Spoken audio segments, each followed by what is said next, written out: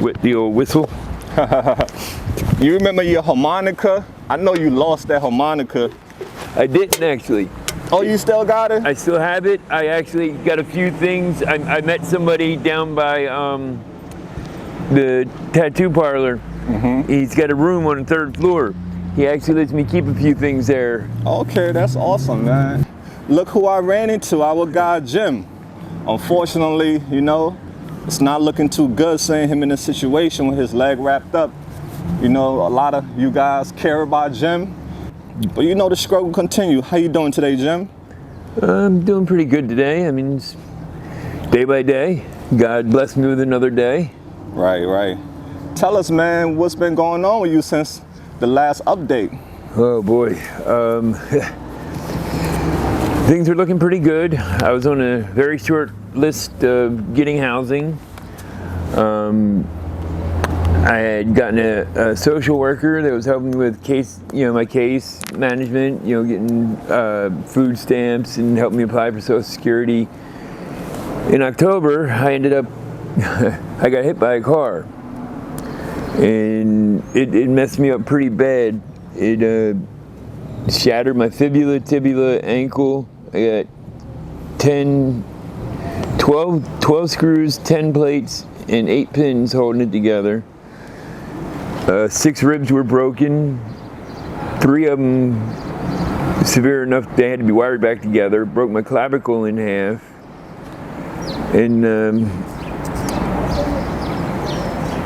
this is the tough part. I was diagnosed with HIV, Hep C, and Hep B. So it's been a struggle. The guy that hit me was actually drunk.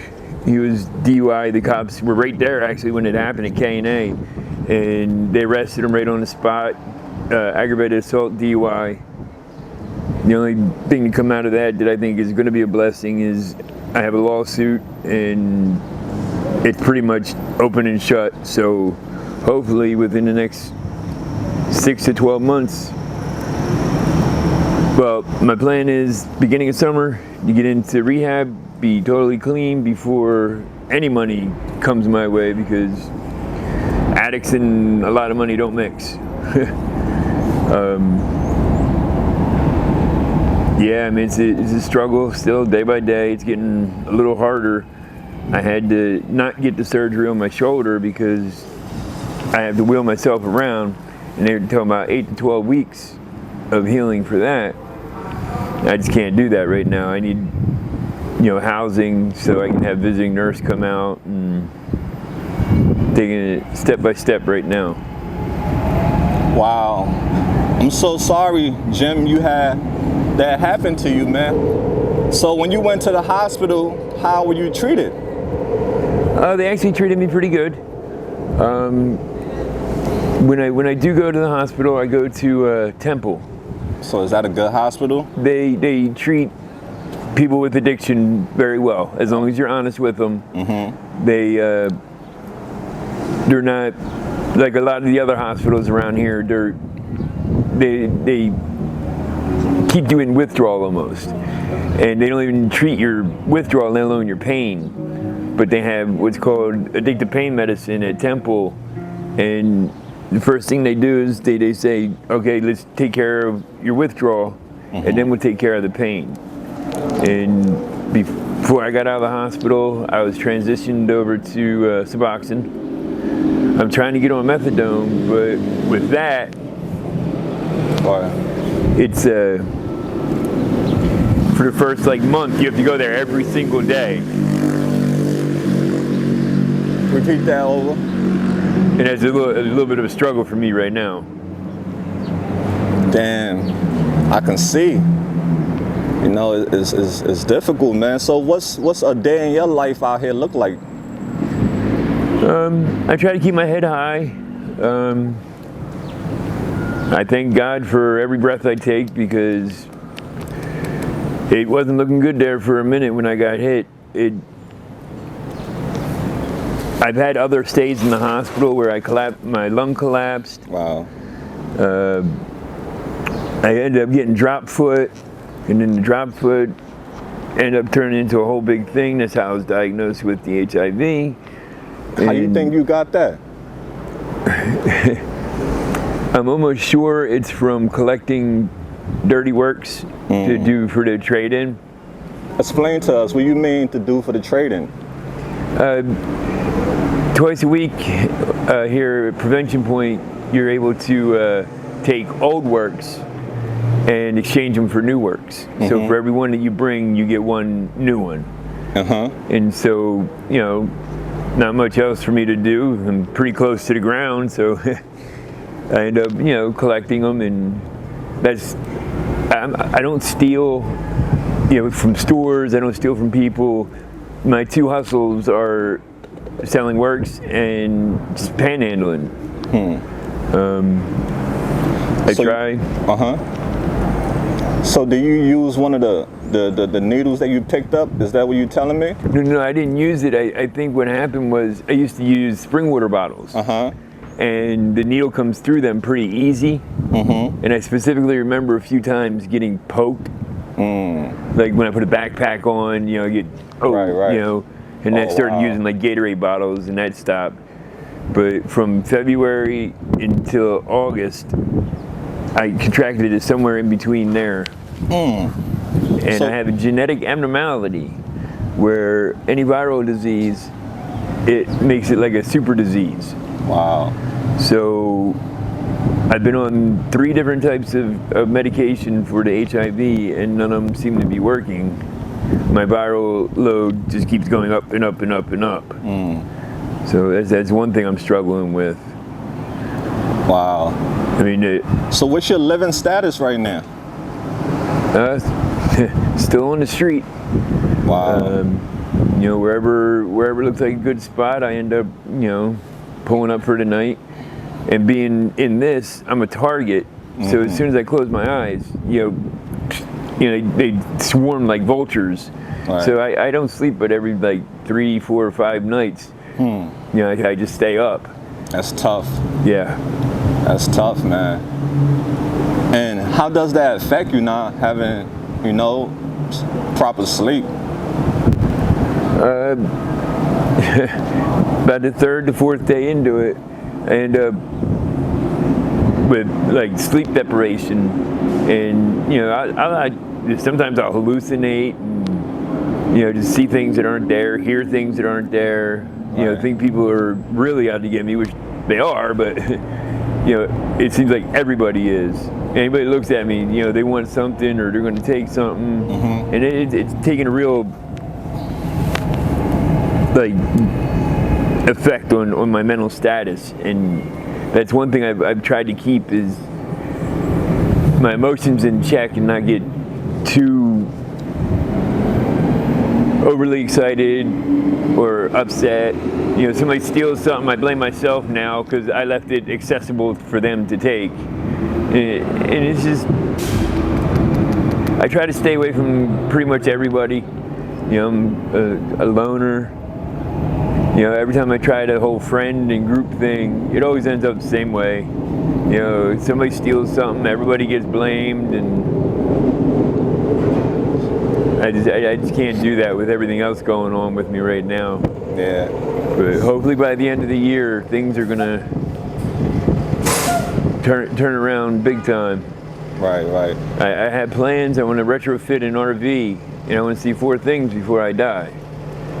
I want to see Mount Rushmore, Grand Canyon, Yellowstone National Park, and go to Alaska to see the Northern Lights. Nice. I hope you get to see those beautiful things that you want to see, Jim. I've actually gotten my tolerance so low that, I mean, I get sick, but nothing like I used to. I mean, I can do one bag of dope in an entire day and be okay. Wow. Like 2 days ago, I was so exhausted. I rode the L train all day and all night. I didn't even try to make any money. I was just so exhausted and you're just so worn out. I went like almost 36 hours without anything. Wow. And I was sick, but I wasn't to the point where, you know, I'm gonna rip somebody's head off to get, a couple dollars. Right. So in that sense, I'm pretty happy with how, when I transition into rehab, it's going to be so much easier. I failed so many times because I can take the physical part. It's the mental part of the withdrawal that I can't deal with that. And losing everything that I did in such a short period, it just every time it seems like I get a leg up, pardon the pun, my leg gets taken. I actually had part of my right foot amputated back in March. I had frostbite real bad over the winter, and part of the foot actually died, so I got 4 toes and half the foot where the big toe is. So that's one thing I'm dealing with. And the hardware that I have in this leg is infected in between the hardware and the bone, and it's been that way for a couple months. If it doesn't clear up, I might have to have a full amputation from the knee down. Wow. That's one thing that's, I have to go to the hospital. I mean, I should have been there 2 weeks ago, but I'm just so scared to go because I know I'm going to be coming out less of a person than when I went in. And they told me if they take the leg, I'll probably walk again. If I keep it, I probably won't walk. Wow. So with getting a prosthetic, I'll be able to walk. But, I mean, it's no guarantee, but the odds are that I'll walk before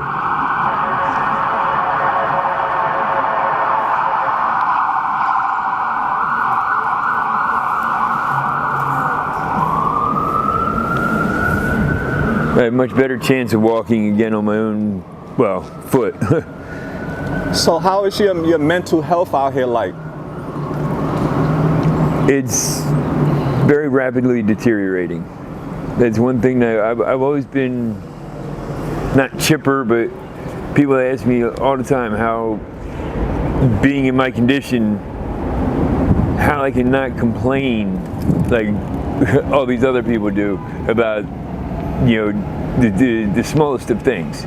They argue between themselves over who did the last bag of dope, who stole this, who stole that, how terrible their life is. And I just kind of laugh and chuckle sometimes when, how you say, I wish you could walk a mile in my shoes. Mm-hmm. I wish you could wheel yourself 100 yards in my chair.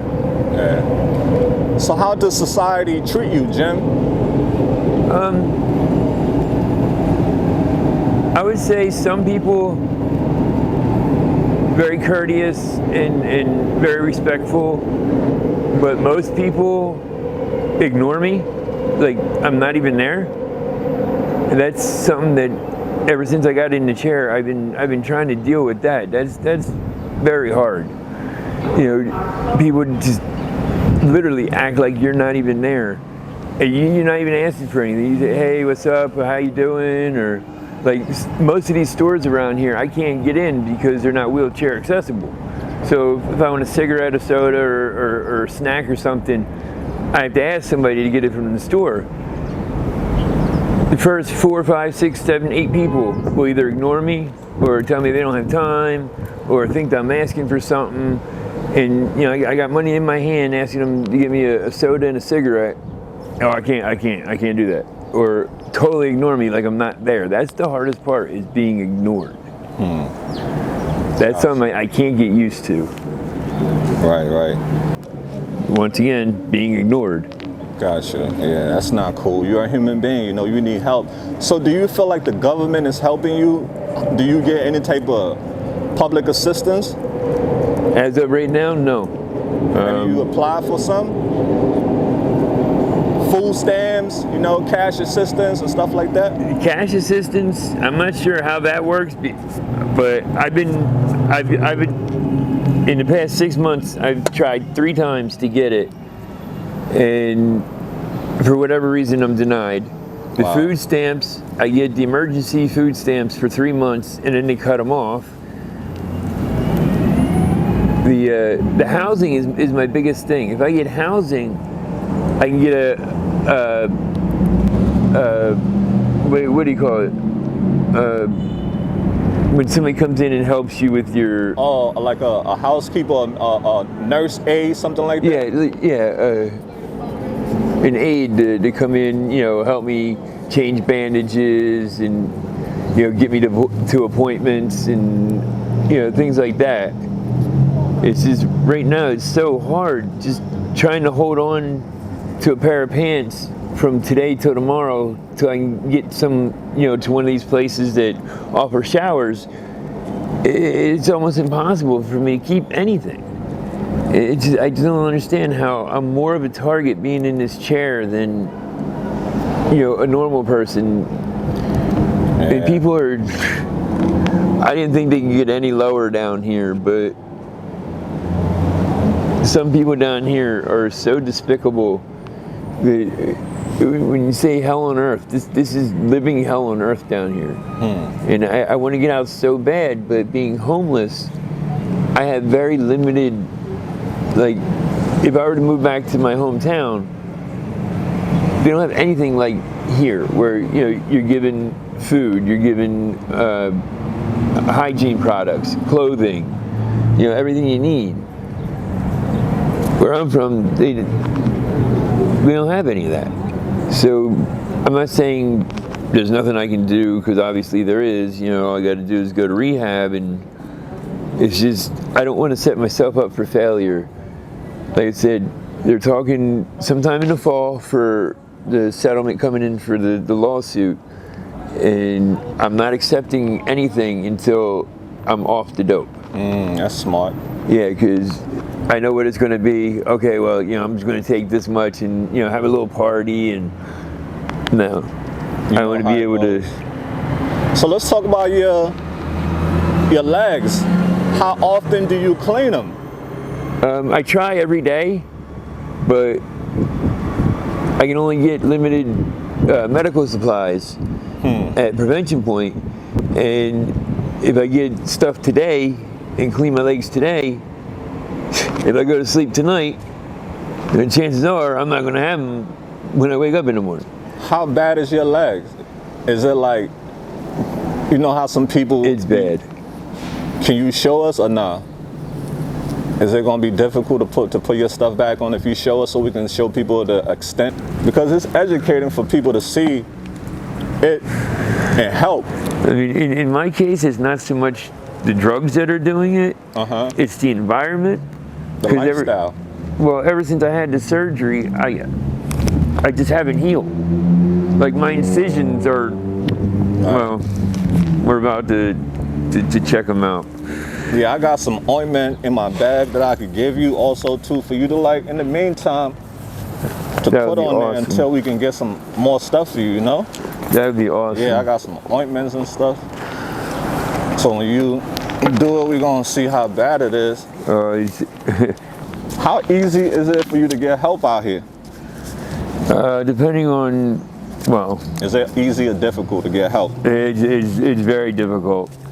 I mean, there's some people that come down and they get housing within 2 months. Me, I've been on. I got booted out of the shelter last year because they said I spent too much time in the hospital. They gave my bed away.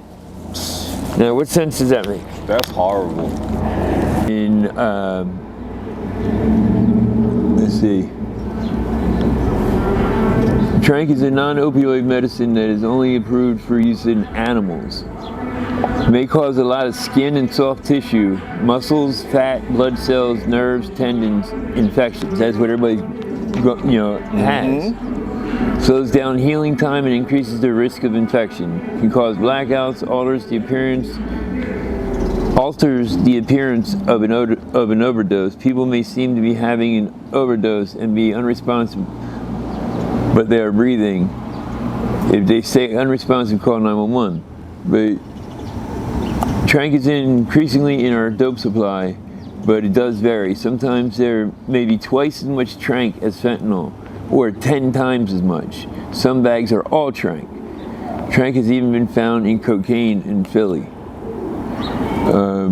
They give out test strips when you do the needle exchange to actually see if there's actually fentanyl in what you're doing.